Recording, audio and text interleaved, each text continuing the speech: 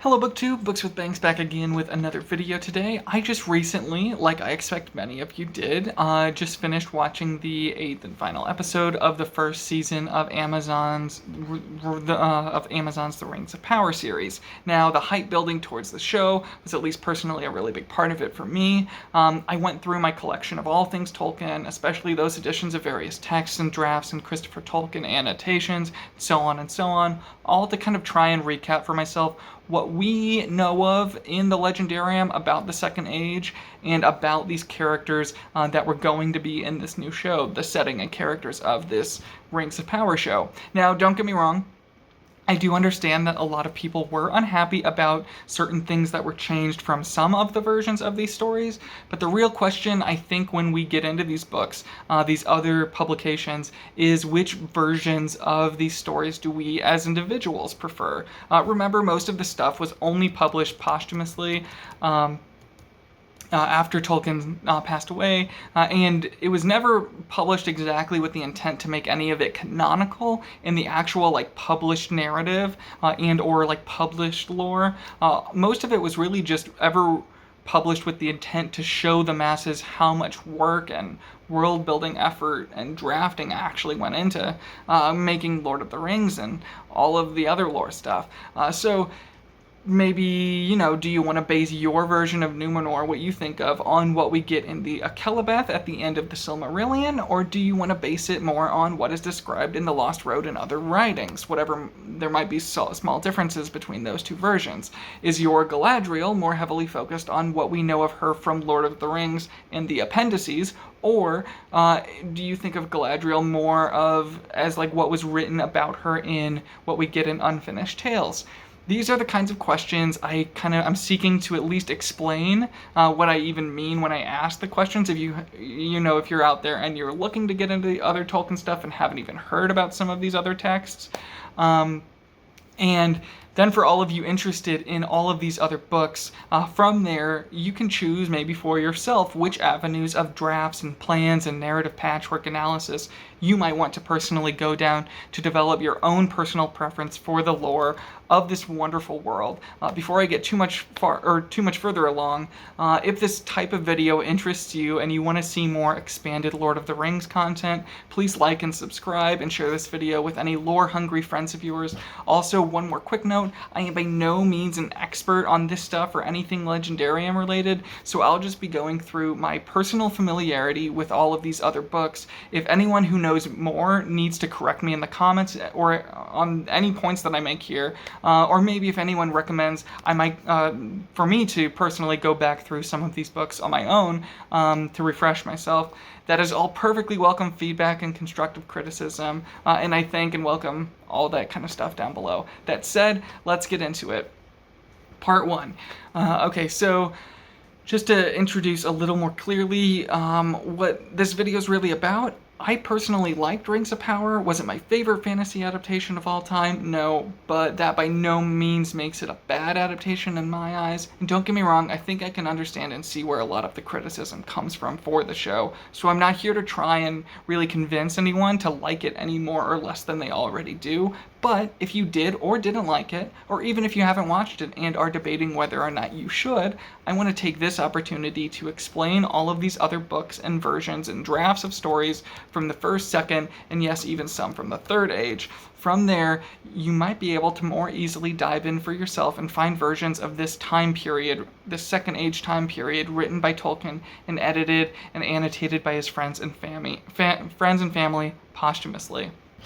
And you might like some of these versions better than Rings of Power, or you might be able to then more clearly articulate what you didn't like about the show contrasted what you do like about some of these drafts.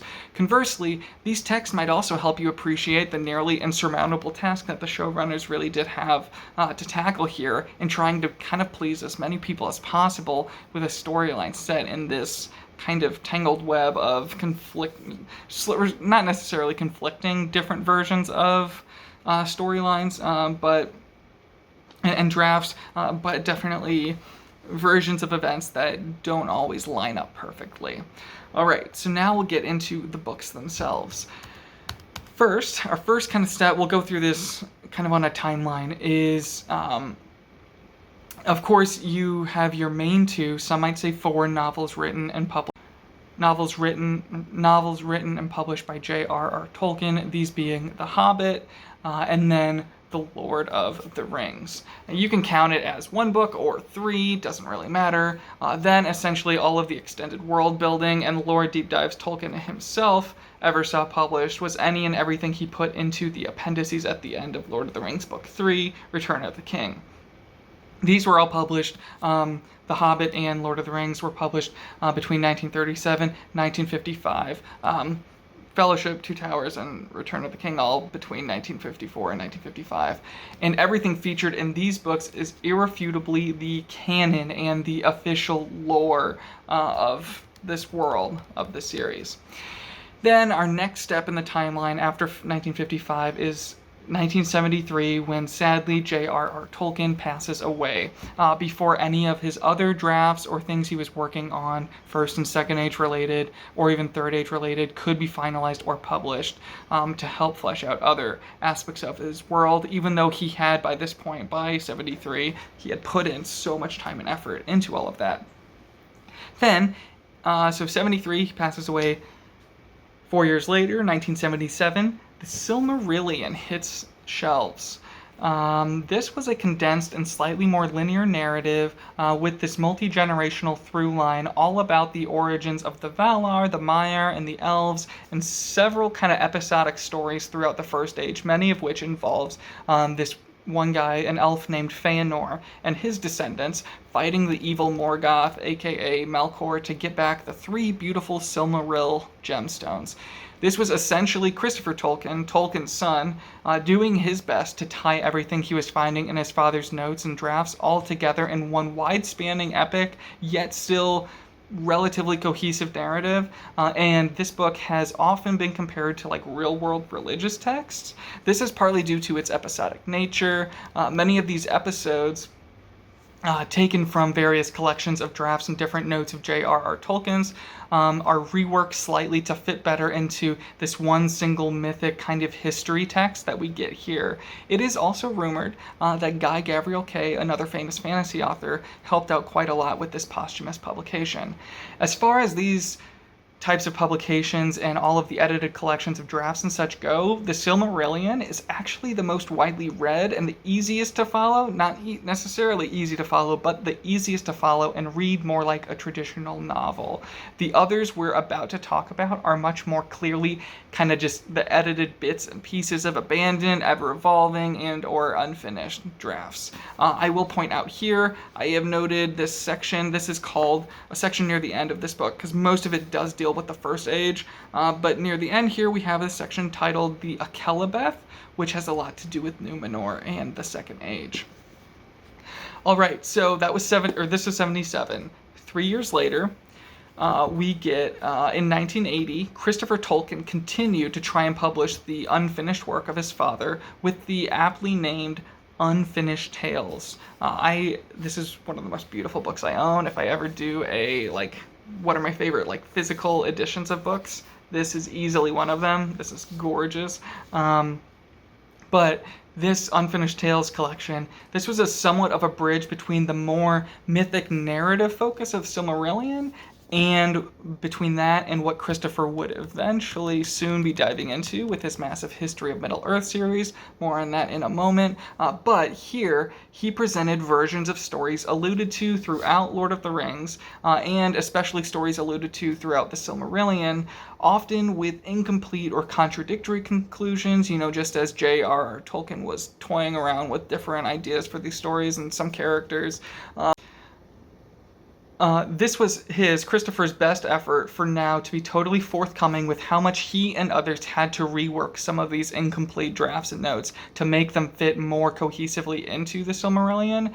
This is a fine collection of a few interesting lore ideas Tolkien was playing around with, and explanations by Christopher for why some ideas might have been abandoned by himself for the Silmarillion or by his father for Lord of the Rings. But really, this is just a teaser, an appetizer, I'd say, of the really detail-oriented deep dive Christopher was about to step into with his father's long, massive backlog of unpublished materials and notes. I've also marked out a section here between that bookmark and this. And this is a section that is specifically titled The Second Age. There's also interesting stuff on the character of Galadriel in Unfinished Tales. So if you're curious about her, I definitely recommend picking this one up.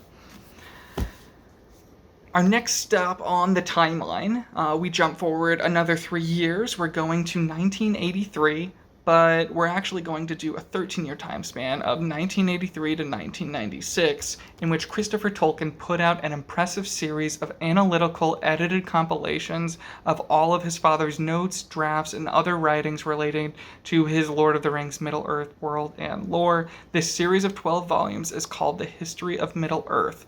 But rather than a diegetic history of what happened in Middle-earth, it is probably better thought of as a history of how Tolkien wrote about and crafted Middle-earth and all the stories therein. In other words, it's more the massive history of an author's extensive writing process and world-building efforts than it is any kind of history of what happened in the narrative. This is the most complicated section to kind of break down, but it can be more easily broken down, I think, first into 3 distinct sections. First, you have 5 volumes that are the early Silmarillion work, and they sell this collection of these matching copies. These would all fit nicely into that. And this is Book of Lost Tales Part 1, Book of Lost Tales Part 2, Lays of Beleriand, Shaping a Middle-earth, and The Lost Road and Other Writings. The second kind of subsection to break things down into would be I guess you could call it the evolution of the Lord of the Rings text itself. And these are 4 volumes. I only personally own one of them, this being War of the Ring, the third of these 4. But in this whole 12-volume series, this is volume 6, 7, 8, and 9, volume 8 here. These are 4 texts full of different drafts, notes, different story ideas for Tolkien's writing process, working out how he wanted to eventually give or deliver to his readers the experience that is the actual published Lord of the Rings. So that's what these 4 really focus on. If you don't care about First Age, Second Age, and you really just want to get into how Lord of the Rings itself was constructed, these 4 volumes, 6, 7, 8, and 9 of History of Middle-earth, I highly recommend. Then the final 3 volumes, volume 10, 11, and 12, I don't have any of these, unfortunately, but I think you could call, whereas the first 5 are the kind of early Silmarillion First Age, Second Age drafts, the middle 4 are Lord of the Rings drafts, the final 3 are the later Silmarillion First Age, Second Age drafts. And so this is volume 10 is called Morgoth's Ring, volume 11 is called The War of the Jewels, and volume 12 is called The Peoples of Middle-earth. And this was a lot of the stuff that he basically took notes and things. A lot of what he was working on when he was putting together these stories, he took these and he, now that he, at a later point in his life, had published The Hobbit and Lord of the Rings, he was able to go back to a lot of these stories and make more kind of definite decisions about what he wanted the stories to look like, what shape and form he wanted them to take, epic poem, longer narrative, short story, etc. So yeah, that's kind of what the work of a lot of these 3 final volumes do, is just make more definite kind of decisions on the stories offered up here. There's also a lot of interesting new kind of ideas he was toying around with in those final 3 volumes. There's some stuff about the Ents and Peoples of Middle-earth. Also some stuff, I believe, in those later volumes about plans he was tossing over in his mind about any kind of sequel potential the series might have. I will say that volume 5 here, The Lost Road and Other Writings, this has a decent amount of, the whole beginning section is all the fall of Numenor and the Lost Road.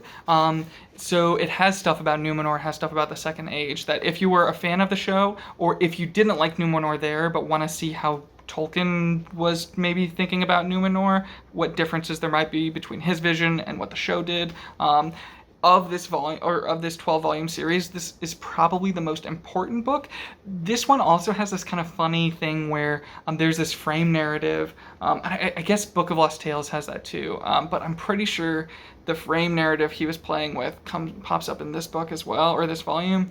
Book of Lost Tales Volumes 1 and Volume 2 being the first two of Histories of Middle-earth. But there's like, it's like, what if somebody came to Numenor and was told the history of the First Age? What if somebody came to Middle-earth and was told the history of all of these other things? So you can really see how an author's mind, a world builder's mind like Tolkien's was working. If you want to do the deep dive into these massive, or into this massive 12-volume series, it would be an intense endeavor, but I personally myself, I haven't read through all of these. I've read probably 4 of them, like front to back, and you know, I'll just reference some of them. I'll say, I really like the story of the Children of Húrin, so I want to see what's written about that in Unfinished Tales, the unfinished version in here. I want to read the chapter on that in the Silmarillion. That's a little bit more like, you know, it's more ready to be read. It's more polished, I guess, in here. And then I also want to read the epic poem version that's in Volume 3 of Histories of Middle-earth, Lays of Beleriand, just to see how all those stories differ. That's kind of an example of how you can use all of these different other posthumous publications, I guess, to do a little bit more of like an analysis of what Tolkien was writing, what stories he was really struggling with, what he was really trying to work out. Yeah. Beyond the Histories of Middle-earth, again, that ended in 1996, recently we've seen 3 individual books published, all of which are just more streamlined versions of 3 of the more famous stories that have versions appearing of them throughout the Silmarillion, Unfinished Tales, a History of Middle-earth series.